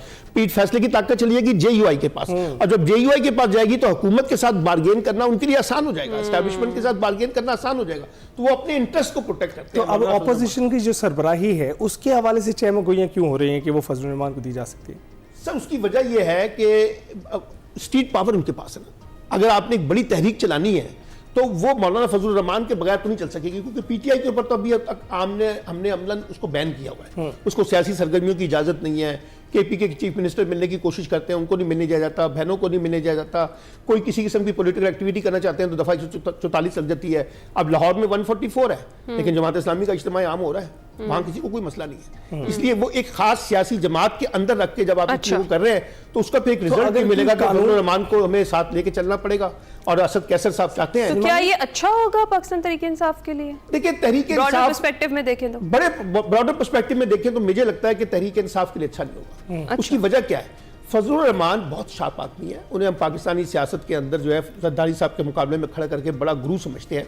वो जो भी कार्ड खेलेंगे वो अपनी पॉलिटिकल रिवाइवल का खेलेंगे। अच्छा। वो नहीं चाहेंगे कि केपीके के अंदर पीटीआई उस तरह से रिवाइव हो जाए कि दोबारा उनका सफाया हो जाए। तो मैं ये समझता हूँ फिर पीटीआई का वोटर जो है ना वो मौलाना फजलुर रहमान को मिजाजन कबूल नहीं करता। ये इस वजह से कॉन्फ्लिक्ट है। और ये आपको पता है, अली अमीन गंडापुर भी नहीं चाहते थे कि अलायंस हो। अभी सुहेल आफरीदी आईएसएफ को लीड करते रहे, इंसाफ स्टूडेंट फेडरेशन को। नौजवानों में फजलुर रहमान के बारे में बड़ी रिजर्वेशंस हैं पीटीआई के नौजवानों में, इसलिए मुझे ये इत्तेहाद भी बनता हुआ नजर नहीं आ रहा। बिल्कुल ठीक। और सलमान भाई, आपने कहा अमली तौर पर जो है वो बैन ही है, तो ये अलल ऐलान क्यों नहीं कर देते? क्या चीज़ इनको रोके हुए है? क्योंकि बहुत सारे ऐसे केसेस हैं जिनके ऊपर ये बुनियाद बना के तो कर सकते हैं। करने को तो बहुत कुछ कर सकते हैं, लेकिन अभी उनकी स्ट्रेटेजी का पार्ट नहीं है कि पीटीआई को बैन करना है। आपको लगता है बैन करना था, हुकूमत उनको कर दिया। हुकूमत खुद नहीं चाहती है कि ऐसा कोई जो है प्रेसिडेंट सेट हो? हुकूमत कभी भी नहीं चाहेगी कि पीटीआई को बैन कर दिया जाए, क्योंकि उससे और ज्यादा कॉन्फ्लिक्ट क्रिएट हो जाएगा, और ज्यादा महाजराई होगी, और ज्यादा टकराव होगा। लेकिन ये इस बात के बारे में बड़ा कन्विंस हूं कि हुकूमत नहीं चाहती कि पीटीआई को पॉलिटिकल एक्टिविटीज की स्पेस मिले और उनको एक पॉलिटिकल जगह मिले जिसमें वो अपने लिए कोई रोल प्ले कर सकें, जिसमें वो अपनी सियासत कर सकें। वो उनकी हुकूमत उस बारे में बड़ी कन्विंस्ड है। और आप देखिए, वो कभी इफ एंड कभी बट के साथ खेलते हैं, लेकिन इस वक्त जो पॉलिटिकल स्पेस दरकार है पीटीआई को, वो तो ना एस्टैब्लिशमेंट उनको दे रही है, ना हुकूमत दे रही है, और ना उनकी अपनी पार्टी के अंदर वो भी। हाँ, कि वो खुद ही नहीं लेना चाह रहे। सोहेल अफरीदी साहब के जिस तरह के बयानात सामने आ रहे हैं, उन्हें चाहिए जरा कूल डाउन करें मामलात को और जरा बेहतरी में किरदार अदा करें। कूल डाउन होता है जब दूसरी पार्टी भी ना कोई स्पेस दे। अब आप मिसाल के तौर पे केपीके के चीफ मिनिस्टर को मिलने नहीं दे रहे, फिर आप कह रही हैं वो कूल डाउन हो जाए। फिर आप कह रही हैं कि उनकी बहनों को मिलने नहीं दिया जा रहा अदालती हुक्म के बावजूद, फिर आप कह रही हैं कूल डाउन हो जाए। उनको पॉलिटिकल एक्टिविटी करने नहीं दी जा रही, आप कह रहे हैं कूल डाउन हो जाए। तो कुछ हुकूमत भी तो दिखाए ना आगे से पॉजिटिव, यानी लचक का मुजाहरा दोनों तरफ से किया जाएगा तो ही हालात बेहतर होंगे। अगर आप लचक का मुजाहरा नहीं करेंगे तो इस वक्त सोहेल अफरीदी का जो मूड है और जो बानी पीटीआई का मूड है, वो तो एक बड़ी तहरीक की तैयारी कर रहे हैं दिसंबर में। और ये भी आपको मैं बताऊं कि ये खबरें भी मौजूद है कि पीटीआई असम्बलियों से रिजाइन भी कर सकती है। अच्छा। अगर आप उनको नहीं स्पेस देंगे, चाहे वो उनकी गलती पहले भी ये रही, पहले उन्होंने रिजाइन किया, उसका नुकसान उठाना पड़ा, लेकिन जब आप किसी के लिए रास्ते मुकम्मल बंद कर देंगे तो फिर ऑप्शन क्या बाकी रह जाता है। मसलन अब सोहेल अफरीदी ने सारे सियासी और कानूनी रास्ते इख्तियार किए हैं बानी पीटीआई से मुलाकात के लिए, लेकिन आप नहीं मान रहे। तो इसका मतलब है कि एक टकराव का माहौल जो है वो बनता जा रहा है, फिर जुडिशरी के अंदर बनता जा रहा है। जैसे आपने अपने इंटरव्यू में कहा, देखिए ना इस वक्त सीरियस क्राइसिस है कि जजेस जो हैं वो 27वीं तरमीम के हवाले से अपनी रिजर्वेशन रखते हैं, और एक तकसीम नजर आ रही है। 2 जजेस रिजाइन कर चुके हैं, कुछ रिजाइन करने वाले हैं, कुछ कोर्टों में चैलेंज कर रहे हैं, सुप्रीम कोर्ट में खत लिखे जा रहे हैं। तो ये वकला तहरीक है, सिंध बार काउंसिल है, पंजाब की काउंसिल्स हैं। तो इसलिए मुझे लगता है कि एक माहौल अदलिया के अंदर से पक रहा है, एक माहौल सियासत के अंदर से पक रहा है, एक माहौल जो है वो पाकिस्तान की पॉलिटिक्स के अंदर वैसे ही रहता है कि अपोजिशन की सियासत की जाए और लड़ाई झगड़ा टकराव, और फिर वज़रा जो है जिस किस्म के बयान देते हैं उससे और माहौल कशीदा हो जाता है। तो मुझे ये लगता है कि पाकिस्तान की सियासत को जो रिकंसिलेशन चाहिए, मफामत, उससे हम दूर होते जा रहे हैं, उसके करीब नहीं आ रहे। बिल्कुल। तो ये जो अब ऑपोजिशन है, जो इत्तेहाद है, आपको बनता हुआ दिखाई दे रहा है, कोई मौसर एहतजाज कर पाएगा? और इसके साथ साथ जो अब आपने देखा ही है कि ज़िमनी इंतखाब होने वाला है, आप बड़ी गहरी नज़र रखते हैं, क्या देख रहे हैं, कौन जीतेगा? देखिए, पहली बात तो ये है कि पीटीआई का सारा भरोसा जो है वो केपीके के अंदर है। वहाँ उनकी हुकूमत है, वहाँ उनके पास स्टेट पावर है। पंजाब में भी पावर है, लेकिन पंजाब में निकलने कोई नहीं देगा। सिंध में उनकी वो पावर नहीं है, बलूचिस्तान में उनकी वो पावर नहीं है। तो ये सारा तो डिपेंड कर रहा है कि सोहेल अफरीदी क्या कैसे परफॉर्म करते हैं और कितना बड़ा धरना लेकर इस्लामाबाद की तरफ मार्च करते हैं, और अगर करते हैं तो कितना बड़ा टकराव पैदा होगा। एक बात तो ये। जहाँ तक ज़िमनी इंतखाबात की बात है, जो केपीके के अंदर इंतखाबात हो रहे हैं, वहाँ तो पीटीआई काफ़ी मजबूत नज़र आती है, वहाँ वो जीतेगी मुझे लगता है। लेकिन जहाँ पंजाब के अंदर जो ज़िमनी इंतखाबात हैं, तो पंजाब की हुकूमत भी है, इंतज़ामी मशीनरी भी है, इंतज़ामी ताकत भी है, वहाँ पीटीआई को सर्वाइवल की जंग जो है ना वो लड़नी पड़ेगी। लाहौर का ज़िमनी इंतखाब हो रहा है, मुझे लगता है कि जैसे वहाँ पर पीटीआई के लिए मुश्किलात ज़्यादा है कंपेयर टू केपीके। केपीके में फिर भी उनकी पोजीशन जो है इस वक्त पॉलिटिकली वो बहुत बेहतर है। ठीक है, बहुत शुक्रिया सलमान आबिद साहब हमारे साथ मौजूद थे। पॉलिटिकल सिचुएशन को हम डिस्कस कर रहे थे, अभी ब्रेक पर जाएंगे। Welcome back to Expresso. जरा क्रिकेट की बात कर लेते हैं। पाकिस्तान में जारी सेमुल की T20 सीरीज में सनसनीखेज मुकाबलों का सिलसिला भी जारी है, जहां दूसरे मैच में जिम्बाब्वे ने भरपूर कारकर्दगी दिखाते हुए श्रीलंका को 67 रन से शिकस्त देकर टूर्नामेंट में शानदार कमबैक किया। 163 रन के हदफ का ताक़ुब करते हुए श्रीलंकन बैटिंग बुरी तरह नाकाम रही और पूरी की पूरी टीम सिर्फ 95 रन पर ढेर हो गई। उधर दूसरी जानिब एशिया कप राइजिंग स्टार्स में भी जोश और खरोश अरूज पर है, जहां सेमीफाइनल लाइनअप मुकम्मल हो चुकी है और पाकिस्तान और भारत के फाइनल में टकराने के इम्कानात भी बढ़ गए हैं। नॉकआउट राउंड जुम्मे को western park international cricket stadium में शेड्यूल है। दोनों सेमीफाइनल मैचेस एक ही दिन होंगे। सेमीफाइनल्स में भारत ए का मुकाबला बांग्लादेश ए से, जबकि पाकिस्तान शाहीन्स का सामना श्रीलंका ए से होगा, जबकि फाइनल इतवार को खेला जाएगा। और सेमीफाइनल में पाकिस्तान शाहीन्स का दबाव हैंडल करना कितना ज़्यादा इंपॉर्टेंट होगा, इस पर भी हम बात करेंगे। अहमद नजीब सत्ती हमारे साथ मौजूद है, स्पोर्ट्स के तजज़ियाकार हैं। अहमद, बहुत शुक्रिया हमें ज्वाइन करने के लिए, कैसे आप? जी अल्लाह की शुक्र, उम्मीद आप लोग खैरियत से होंगे। बिल्कुल ठीक ठाक। अमर, सबसे पहले तो T20 सीरीज की बात कर लेते हैं। बहुत अच्छी फॉर्म में नजर आ रही है जिम्बाब्वे। आपको लगता है कि श्रीलंका एक बेहतर हरीफ के तौर पर सामने आएगा या जिम्बाब्वे पाकिस्तान के लिए इस सीरीज के दौरान? देखिए ऑन पेपर तो श्रीलंका की टीम बेहतर है, लेकिन ऑन ग्राउंड जो है वो जिम्बाब्वे ने बहुत अच्छा परफॉर्म किया। खास तौर पे मैं बात करूंगा उनकी जो फास्ट बॉलिंग है, वो कंडीशंस का बहुत अच्छे से फायदा उठा रही है, क्योंकि अब आपको पता है सर्दियां आ चुकी हैं और वो रात में ठंड होती है तो फास्ट बॉलर की सपोर्ट होती है, लेकिन वो बॉल उनके फास्ट बॉलर बॉल को एयर ज्यादा दे रहे हैं, इसलिए ऑन वो एयर में जो मूवमेंट है उसे वो डिसीव कर रहे हैं। पाकिस्तान को भी कोलैप्स पे ले गए थे, वो तो पाकिस्तान की पार्टनरशिप लग गई, पाकिस्तान बच गया, लेकिन श्रीलंका को वो ले उड़े। तो उनकी जो फास्ट बॉलिंग है वो पावर प्ले में अगली टीम को इतना उड़ा देती है कि वो उनके लिए कमबैक करना मुश्किल हो जाता है। तो अहमर, ये जो अब आगे हमारी टीम का भी इम्तिहान है, श्रीलंका से है अगला मैच हमारा, हमें कितना प्रिपेयर रहना चाहिए या फिर हम ओवर कॉन्फिडेंस भी हो जाते हैं बहुत सारी मकामात पर?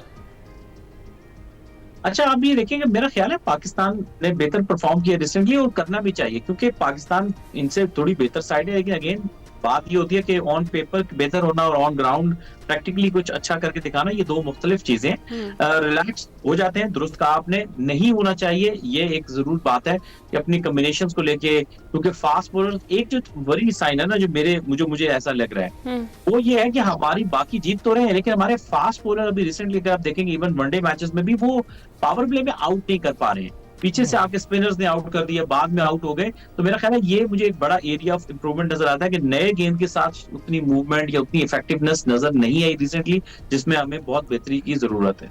राइट, तो अमर ये बताइए, वनडे सीरीज में तो हमने कारकर्दगी देखी ही है और उसमें टीम वर्क भी हमें नजर आया कि एक मजबूत टीम हम दिखाई दे रहे हैं, परफॉर्म भी कर रहे हैं, लेकिन T20 में आपको कैसी टीम दिखाई दे रही है? टीम हमारी बुरी नहीं है, पोटेंशियली एक अच्छी टीम है, और उसमें कुछ आपके मेंबर्स, अब सीनियर मेंबर जो है वो काफी अच्छा परफॉर्म कर रहे हैं इस साल। मैं खासतौर पे मोहम्मद नवाज की बात करूंगा, मैं फहीम अशरफ की बात करूंगा, वो अच्छा परफॉर्म कर रहे हैं। लेकिन ओवरऑल एक जो चीज मुझे लग रही है कि वो कप्तान सलमान अली आगा है, मेरा ख्याल है कि अब उनको मुनासिब हक कप्तानी करते हुए हो गया, उनकी बैटिंग से परफॉर्मेंस जो है वो इतनी अच्छी नहीं है।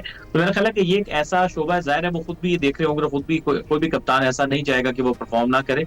वो हो गए टॉप ऑर्डर में साहिबजादा फरहान की डॉट बॉल का इश्यूज है, वो बड़ी बाउंड्री तो लगाते हैं लेकिन साथ में डॉट बॉल भी खेलते हैं, जिसकी वजह से ओवरऑल स्ट्राइक रेट इतना ऊपर नहीं जा पाता है, और टॉप ऑर्डर भी कोई इतना अच्छा स्टार्ट नहीं दे रहा है। तो मेरा ख्याल है कि पाकिस्तान में एक तो कप्तान को अपनी परफॉर्मेंस में भी बेहतरी लाने की जरूरत है, और फरहान को भी अपनी गेम को बेहतर करने की जरूरत है ओवरऑल, और फास्ट बॉलिंग का भी है कि उसको बेहतरी जाए।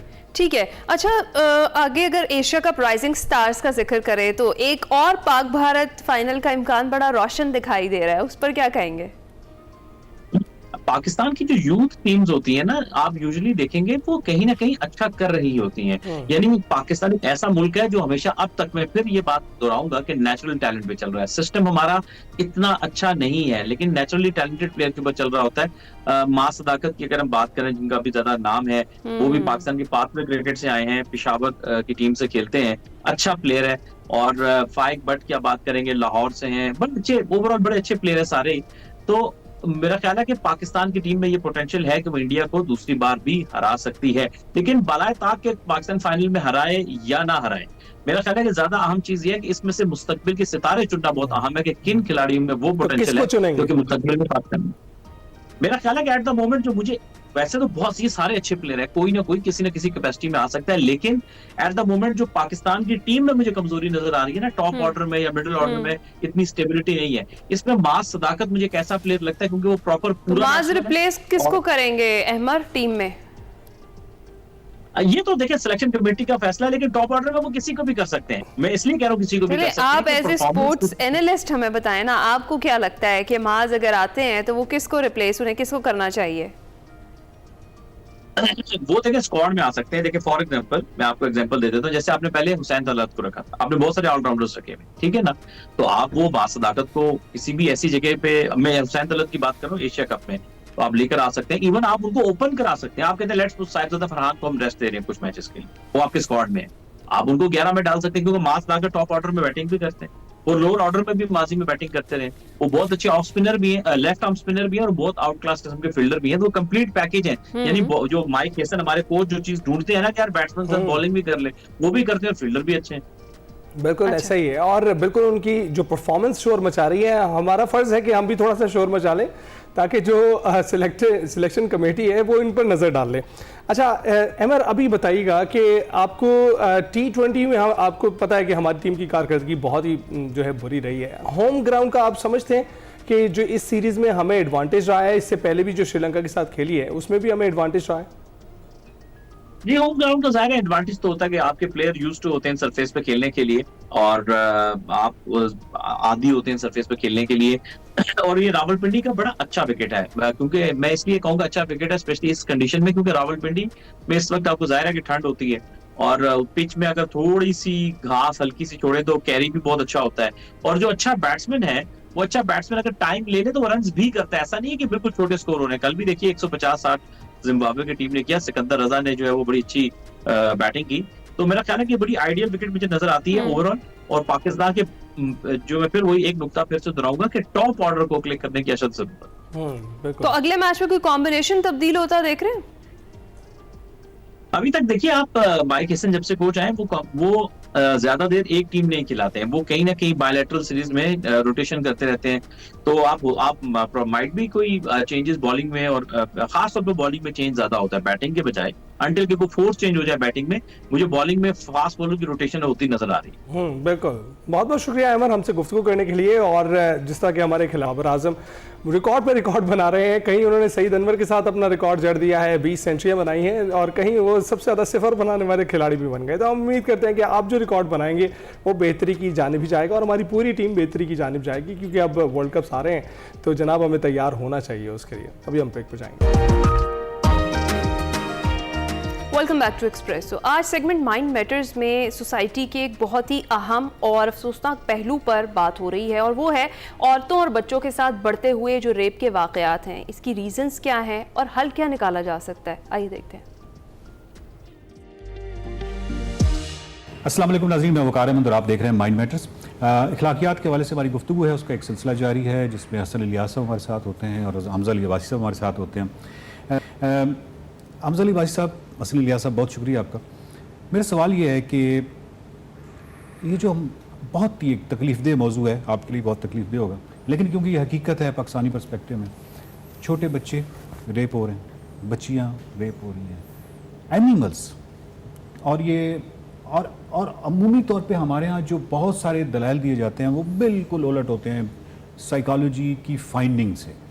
मतलब साइकोलॉजी ये कहेगी कि जिस चीज़ को ख़तरा है उस चीज़ को एम्पावर्ड कर दें। अच्छा, हम इसको बड़े आसान देते हैं कि एक बुर्का पोश खातून है, मुकम्मल तौर पे बुर्के में ढकी हुई है, लेकिन अगर वो गरीब है और इस तरह है तो वल्नरेबल है। और वो अमूमी तौर पे हम देखते हैं, आजकल तो बहुत ज़्यादा ही देखने में आ रहा है कि उन ख़वातीन को कोई छेड़ के जा रहा है या कोई मोटरसाइकिल सवाल छेड़ के जा रहा है। जबकि अगर कोई खातून किसी बड़ी गाड़ी से, बेशक ड्रेस कुछ भी है, लेकिन अगर वो एम्पावर्ड है तो उसकी तरफ कोई देखेगा भी नहीं। तो आप ये फरमाइए कि ये जब हम ख़वातीन को या बच्चों को या एनिमल की प्रोटेक्शन के हवाले से, ये जब हम एम्पावर्ड करने की बात करते हैं तो बहुत सारा ऐसा, सारा बिल्कुल नहीं कह रहा, लेकिन बहुत सारा ऐसा मजहबी तबका है जो कि इसके अगेंस्ट आके खड़ा हो। जी देखिए, इसको समझें उनकी जगह पर बैठ के, वो क्यों एम्पावरमेंट के खिलाफ हैं, वो क्यों नहीं चाहते कि लोग उठें, अपनी डिग्निटी और अपनी जो इज़्ज़त नफ्स है उसकी हिफाजत करें। उनके अगर कुछ सवाल को क्यूरियोसिटी पैदा हो रही है तो वो उसको लोगों के सामने रखें, चैलेंज करें। वजह क्या है? वजह है तकलीदी जहन। जिस सोसाइटी के अंदर तकलीदी जहन पैदा हो जाता है वहाँ पर आपको कभी भी आज़ादी नहीं मिल सकती। ये आज़ादी सिर्फ उलमा का मसला नहीं है, सियासतदानों का भी यही मसला है, हमारी रियासत का भी यही मसला है। आप सवाल नहीं उठा सकते, आप पूछ नहीं सकते कि आपने ये काम क्यों किया है। इसका एक ट्रिकल डाउन इफेक्ट, ये पैकेज होता है। यानी ये नहीं हो सकता कि एक मामले के अंदर आप लोगों को हैं कि जी आप इज्तिहाद करें, आप गौर व फिक्र करें, उलमा से सवाल करना शुरू कर दें। नहीं, वो कल आके आपसे भी सवाल करेंगे, आपके इक़दामात पर भी सवाल करेंगे। तो हमारे मुसलमानों की इन्हितात की एक बहुत बड़ी वजह है, और वो वजह है तकलीदी जहन। तकलीदी जहन कैसे पैदा होता है? तकलीदी जहन ऐसे पैदा होता है कि आपके यहाँ जो भी रिवायात बन चुकी हैं, स्टेट की सतह पर हों, कॉन्स्टिट्यूशन की सतह पर हों, मज़हब की सतह पर हों, सकाफ़त की सतह पर हों, उनके अंदर कुछ बड़ी शख्सियात पैदा होती हैं। उन बड़ी शख्सियात का एक इम्पेक्ट होता है। हम माशरे में उनके इम्पेक्ट को उनकी आइडियोलॉजी या नज़रियात की बुनियाद पे अप्रिशिएट नहीं करवाते। उनकी पर्सनैलिटी की हीरोशिप होती है जिससे लोगों को वाबस्ता करते हैं। तो जिस वक्त मुझे कहा जाता है ना कि फ़ला बंदे पे सवाल ना करो, तो असल में सवाल करना उसकी हीरोशिप के दर्जे से उसको नीचे लाना होता है। हमारे मजहबी उलमा के यहाँ जब आप बैठे ना उनकी मजालिस में, तो आप उनसे कहें जी मैं सवाल करना चाहता हूँ, वो कहते हैं तुम्हें आज पहली दफ़ा ये बात समझ में आई है, इसका मतलब क्या है? इसका मतलब ये है कि जिसकी बात पे मान रहा हूँ वो अक्ल कुल था, वो मेरा हीरो है। जब तुम उस पर तनकीद करते हो तो उसकी जगह मेरे जहन से नीचे उतर आती है। तो हमारे यहाँ एम्पावरमेंट नहीं पैदा होता, तकलीदी माशरे में कभी एम्पावरमेंट। मैं वेस्ट में रहता हूँ, मुझे वेस्ट में गुज़िश्ता 7-8 साल बहुत करीब से उस माशरे के सोशल फैब्रिक को देखने का मौका मिला। एक तो वेस्ट की वो तस्वीर है ना जो यहाँ से लोग जाकर दिखाते हैं, वो यहाँ से वहाँ जाकर अपनी हलकों में बैठ के वेस्ट की तस्वीर खींच के यहाँ पर लाकर दिखाते हैं। जो सबसे बड़ी कदर है वहाँ पर जो मुझे नज़र आती है वो 2 चीज़ें हैं। वो ये है कि आपको रीजनिंग की इजाज़त है, उसका सिस्टम, माशरा, निज़ाम तालीम सब आपको क्या सिखाते हैं? क्रिटिकल थिंकिंग, तज्ज़ियाती मुताला, सवाल उठाना, और दूसरा सवाल उठाने के बाद फ्रीडम है आपको। ये 2 चीज़ें जिस वक्त आप निज़ाम तालीम का हिस्सा बनाते हैं, इंटेलिजेंशिया इसको लेके चलती है, रियासत इस पर तहफ़्फ़ुज़ देती है। हमारे यहाँ तो मामला बिल्कुल उलट है कि आप किसी चीज़ पर सवाल उठाएं तो रियासत ने ऐसे कवानीन बना दिए कि जिसकी बुनियाद पर आप पर इतलाक करके आपको जेलों में डाल दिया जाएगा। तो बज़ाहिर तो बड़ी छोटी सी बात है जी, आप एम्पावर करें लोगों को, तो एम्पावर किसी की ज़ुबान पर एम्पावर का लफ्ज़ कहने से नहीं होता।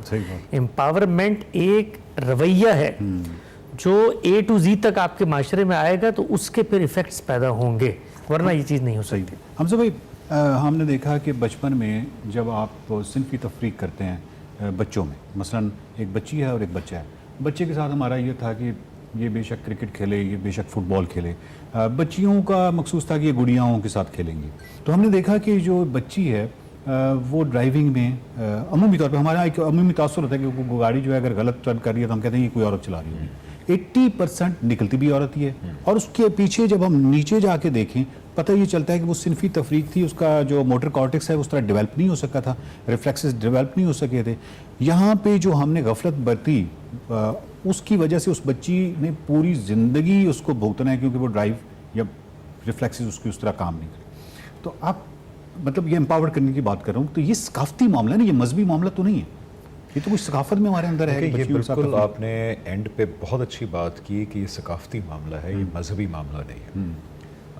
एक बिल्कुल मेरे जैसे आम आदमी के भी लिहाज से अगर आप थोड़ा सा कुरान को कवर टू कवर ट्रांसलेशन के साथ पढ़ लें तो अंदाज़ा होता है कि अल्लाह ताला ने मर्द और औरत के दरमियान दुनियावी सलाहियत के लिहाज से भी और आखिरत के अजर के लिहाज से भी कोई तफरीक नहीं की।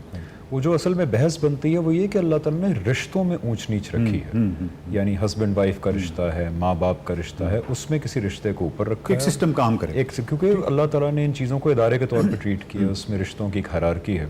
लेकिन सिर्फ जेंडर के लिहाज से अल्लाह ताला ने कोई डिस्क्रिमिनेशन नहीं की। आपने बिल्कुल ठीक कहा, ये सकाफती प्रॉब्लम है। इसके अंदर हमने तय किया कि कुछ काम मर्दों के करने वाले हैं और कुछ काम औरतों के करने वाले हैं, और हम तो इस एक रिडिकुलस हद तक भी गए कि पहले था कि गाड़ी जो है ख़वातीन को नहीं चलानी चाहिए। अभी मोटर बाइक्स के ऊपर अल्हम्दुलिल्लाह कि हम देखते हैं ख़वातीन अब थोड़ा सा नज़र आना शुरू की। मैंने हसन भाई ने आते हुए देखा है, खातून मोटर बाइक चला रही थी और वो थोड़ा सा ज़रा उनकी मोटर बाइक चलाने के लिहाज से लग रहा था कि उतनी एक्सपर्ट नहीं है। तो उसकी वजह आप बिल्कुल ठीक कह रहे हैं कि लड़के तो जो हैं वो मेरा ख्याल है 8-9 साल की उम्र से गाड़ी और मोटर बाइकें चलाते हैं, लेकिन लड़कियों को हमने रोक के रखा। हमारी सकाफत के गलत आइडिया ने हमें कहा कि लड़कियों के करने वाला काम नहीं है, मायूब समझा गया। तो इससे क्या होता है, आपने बिल्कुल राइटली पॉइंट आउट किया, I am admiring your psychological insight, कि ख़वातीन में फिर सर्टन एरियाज़ के अंदर वो एक्सपर्टीज़ डेवलप होने के चांसेस जो है वो मर्दों की बनिस्बत कम हो जाते हैं, और उसमें पीछे कॉज यही होता है जी। लेकिन हम उसको ट्रांसलेट कैसे करते हैं? हमारे लिए तो शर्मिंदगी का मकाम होना चाहिए। हाँ, कि जी औरतें ये काम कर ही नहीं सकती क्योंकि अगर ये दुरुस्त होता तो वेस्ट में औरत जो है वो क्या क्या काम, हमारे वेस्ट पाकिस्तान के अंदर आप देखें इंटरनेशनल स्पेस स्टेशन की बहुत अच्छा जो चीफ थी, लेकिन आप देखें पाकिस्तान में कितनी तब्दीली आई है। हमारी ख़वातीन अब जेट भी चला रही हैं, फाइटर पायलट्स भी बन रही हैं, PIA के अंदर ख़वातीन है। तो वही प्रॉब्लम है कि हमारे बायस ने ख़वातीन के सर्टन एरियाज ऑफ डेवलपमेंट को हैम्पर किया और हमने उसको जेंडर के ऊपर डाल दिया कि ये ख़वातीन डिज़ाइंड ही नहीं। इसमें मैं एक नुक्ते का इजाफा करना चाहूँगा, वो ये कि सकाफ़त और रिवायत ये अपनी ज़ात में कोई बुरी चीज़ें नहीं होती, ये असल में आपकी फितरत के जो इक़्तिज़ात हैं उन्हीं का ज़हूर होती है। गड़बड़ कहाँ पैदा होती है, प्रॉब्लम यहाँ पैदा होती है कि जब ज़माने के तग़य्युर से सकाफ़त के अंदर जो तग़य्युर और रवानी पैदा होनी चाहिए थी आप उसको रोक देते हैं। ठीक है, आपने बंद बांध दिया। हाँ, बंद। देखिए सकाफ़त में हमारे यहाँ हमारी जो मशरक़ी तहज़ीब है उसमें औरत का जो तसव्वुर है उस तसव्वुर के बारे में बाज़ हसासियतें हैं जो अपनी ज़ात में बुरी चीज़ नहीं है। मसला ये है कि जब ज़माने का तग़य्युर आया, नक़्ल हरकत पैदा हुई, नौकरी के मौक़े पैदा हुए, तालीम के ज़्यादा मौक़े पैदा हुए, उस चीज़ को बरकरार रख कर मॉडिफाई करना था आपने। यानी हमारी माशरत के अंदर औरत उस तरह नहीं बैठेगी बाइक चलाने के लिए जिस तरीके से मगरबी माशरत में बैठती है, लेकिन आप रोक नहीं सकते, उसको बिठाएं उस पर अपनी तहजीबी शाइस्तगी को हमनवा बनाकर। इसकी बहुत अच्छी मिसाल मलेशियन सोसाइटी है। मुझे 10 साल मलेशिया में गुजारने का मौका मिला। मलेशिया में, शायद दुनिया में, वेस्ट में भी वुमेन इतनी एम्पावर नहीं इतनी मलेशिया में। आपको ट्रेन चलाने से लेकर मुल्क चलाने तक हर जगह औरत नज़र आती है, लेकिन अपनी सकाफत, अपनी तहजीब और अपने मजहबी रिवायात और नज़रियात की पाबंदी करते हुए हर सतह पर। आप देखें, स्विमिंग भी करती हुई नज़र आएगी मलेशियन खातून आपको, ड्राइविंग भी करती हुई, फुटबॉल भी खेलते हुए, लेकिन जो हसासियतें हैं उन सब का उन्होंने एहतराम किया और रिवायत कैसे आगे बढ़ी। अब देखिए, दुनिया भर में अगर ख़वातीन को स्विमिंग करनी हो, मुसलमान ख़वातीन को, तो मलेशिया ही है जहाँ से उनका वो बुर्किनी नाम का स्विमिंग कॉस्ट्यूम उन्होंने ईजाद किया कि हमारी औरतें भी मुनासिब सातिर और मोहतशिम जामा ज़ेबी के साथ स्विमिंग कर सकती हैं। तो वो मुल्क तरक्की कर रहा है। रिवायत अपनी जगह पे है, सकाफत अपनी जगह पे है और ज़रूरत अपनी जगह पर। सही, बिल्कुल सही बात है। नाज़रीन इकराम, बात ये है कि मुझे बस ख़वातीन से एक ही शिकायत है, और वो ये है कि मैं ये समझता था कि हमारे यहाँ जब ख़वातीन को आज़ादी मिलेगी नक़्ल हरकत की, यानी वो जो स्कूटीज़ चलाएंगी, वो मोटरसाइकिल चलाएंगी, ये बहुत अच्छी बात होगी। इस लिहाज से अच्छी बात होगी कि उनके लिए तो अच्छी बात है, लेकिन ये जो हमारे यहाँ रवैये हैं, इशारा तोड़ने के, हेलमेट ना पहनने के, ये तमाम रवैये की जगह पे, क्योंकि ख़वातीन बहुत ज़िम्मेदारी, उनका एहसास बहुत ज़्यादा होता है, वो ज़्यादा एम्पैथेटिक होती हैं, तो इस हवाले से हमारे लिए वो एक रहनुमाई का वो करेंगी, हमारे लिए एक एग्जाम्पल बनेगी। लेकिन अफसोस से कहना पड़ता है कि मैं बहुत सारी जगहों पर तो अजीब सा लगता ही नहीं आपको, रोड पे बहुत सारी बच्चियां ऐसी, मेरा दिल करता है कि उनको इशारा करके जाऊं कि प्लीज़ हेलमेट पहनो, हमने तुमसे रहनुमाई लेनी है। अगर तुम ख़वातीन भी हेलमेट नहीं पहनेंगी या इशारे का एहतराम नहीं करेंगी तो ये बहुत ही अफसोसनाक है। उनको तो एक नया ट्रेंड सेट करना है। बाकी एम्पावर्ड करने में तो उसमें कोई शक नहीं है कि हमने जिस चीज़ को, जहाँ जिस सोसाइटी के तबके को हम एम्पावर्ड करेंगे तो वो वल्नरेबल नहीं रहेगा। जो एम्पावर्ड नहीं होगा वो इसी तरह वल्नरेबल रहेगा, और वो रेट जिसको हम कहते हैं कि ये कम हो, ये जो रेप के हवाले से सख्त से सख्त सज़ाओं को हम समझते हैं कि ये शायद उसको कम करेंगी। जो साइकोलॉजिकल एक्सपेरिमेंट्स हैं वो ये समझते हैं कि सज़ा एक नज़रिया ज़रूरत के तहत तो बिल्कुल ठीक है, लेकिन अदरवाइज़ इसका जो एक मुस्तकिल हल है वो बहुत ज़रूरी है। देखते रहिए mind matters. Welcome back to Expresso ji. आपको पता है कि आज किस चीज़ का आलमी दिन है? उस मीडियम का जिसके तवस्सुत से आपकी हमारी मुलाकात होती है। आप हमें देख सकते हैं। 21 नवंबर टेलीविज़न का आलमी दिन होता है, और टेलीविज़न डेफिनेटली एक हैरत अंगेज़ इजाद है और राबतों और मालूमात ख़बरों तक रसाई का एक ताकतवर तरीन ज़रिया रहा है, और अक़वाम आलम को आपस में किसी न किसी हद तक जोड़े हुए है। खा वो इंफॉर्मेशन का फैलाव हो या फिर आलमी सतह पर हालात व वाक़यात हों, उनको आम घरों तक पहुँचाना ये टीवी नशरियात के जरिए ही मुमकिन होता है। बिल्कुल, इस वक्त आप अपने इर्द गिर्द देख सकते हैं कि एक्सप्लोजन है इंफॉर्मेशन का, वो डिजिटल दुनिया में जब से हम एंटर हुए हैं तब से। लेकिन ऐसा पहले नहीं था। 1930 में ये मुतारिफ होता है अमेरिका में, और उसके बाद 1955 तक ये वहाँ पर फैलता है, और फिर ग्लोबली पाकिस्तान की अगर खासकर बात करें तो 1964 में लाहौर से पहली नशरियात ब्लैक एंड वाइट जो है वो नशर की गई थी, और उसके बाद हमने देखा कि किस तरह से 1970s और 80s तक ये एक हाउस होल्ड आइटम बन गया था।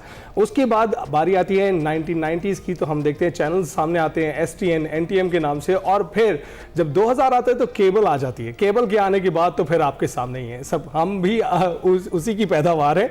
और जब हम तो बचपन में खुद टीवी देखा करते थे तो ये एक वाहिद जरिया होता था जिससे हम एंटरटेनमेंट ले सकते थे। तो ये कहना बिल्कुल गलत नहीं होगा कि एक तस्वीर जो है 1000 लफ्जों पर भारी है, और रेडियो पहले से मौजूद था, लेकिन टीवी के आने के बाद जिस तरीके से आवाम जो है मुंसलिक हुई नशरियात के साथ, ब्रॉडकास्टिंग के साथ कनेक्ट हुई, वो इससे पहले देखने को नहीं मिला था। बिल्कुल ऐसा ही है जनाब। इसके साथ ही हम आपको दिखाएंगे जुम्मा है चूंकि कारवां सराय की कुछ झलकियां, तो आइए देखते हैं। सराय में क़याम करने वाले तमाम मुसाफिरों की खिदमत में सलाम पहुँचे, और आज भी कारवां सराय के दरो दीवार में और उसकी महराबों में, उसके ताकचों में आपको पुराने घर नज़र आएंगे। कहीं वो खंडर हैं, कहीं मौजूद हैं, कहीं महज वो मकाम है और ये ऐसे घर हैं जहाँ अपने ज़माने के नाबगा रोज़गार लोग रहा करते थे। ऐसे घरों में उनको विज़िट करने में, वहाँ जाने में मेरा ख्याल है कि एक आसूदगी आपको हासिल होती कि अगर आपका कोई फेवरेट मुसव्विर है, शायर है, फ़िलासफ़र है, कोई भी ऐसा शख्स जिसने फ़नून लतीफ़ा में कंट्रीब्यूशन की हो या शहर की तामीर में हुस्न पैदा किया हो, अगर आप वहाँ जाते हैं, उसके आबाई घर में जाते हैं, तो आप उसकी मौजूदगी महसूस कर सकते। तुम आज के दिन और रात मेरे यहाँ ठहर जाओ तो तुम तमाम नज़्मों के आगाज़ की मालिक बन जाओगी, और इस दुनिया और सूरज में जितनी भी खूबसूरती है तुम उसकी मालिक बन जाओगी।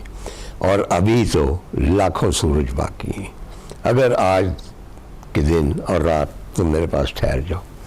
दूसरी नज़म झारखंड में कम से कम 2 मुकाम पर उसके मुजस्समे आविज़ हैं, और वो सितार भी बजाती थी, मौसीकी की वो बहुत एक्सपर्ट थी। और उसकी एक नज़म उसके स्टाइल में मैं आपको सुना देता हूँ, कहानी लंबी है। तो वो कहती है, मेरी रूह में एक गाँव है और ऐ मेरे महबूब तू जो बुलंद पहाड़ों में रहता है, तेरा झोंपड़ा एक रोशनी है। उर्दू के माया नाज अफसाना निगाह रहा करते वगैरह वगैरह। तख्ती के साथ मेरी एक तस्वीर भी है। नेक्स्ट टाइम हमने देखा कि वो तख्ती ज़मीन पर पड़ी और उसकी जगह कुछ और बन रहा है। मेरा ख्याल अब तक प्लाज़ा बन चुका होगा, क्योंकि हम प्लाज़ों की कौम है, हम अदब और घरों की कौम थोड़ी। चुनाचे लास्ट टाइम जब मैं गया हूँ तो किसी मेरे जैसे बंदे ने उस तख्ती को उठा के उससे परे एक पानी की टैंकी वहाँ पे लगा दी है। यानी वो लगता है कि पानी की टैंकी जो है वो मंटो साहब का घर है। तो झलकियाँ आपने देखी, ज़रूर क़याम कीजिएगा कारवां सराय में इतवार की शब 8:05 पर सिर्फ और सिर्फ एक्सप्रेस न्यूज़ पर। इसके साथ आपसे इजाज़त चाहेंगे। आपसे अब हमारी मुलाकात होगी पीर को।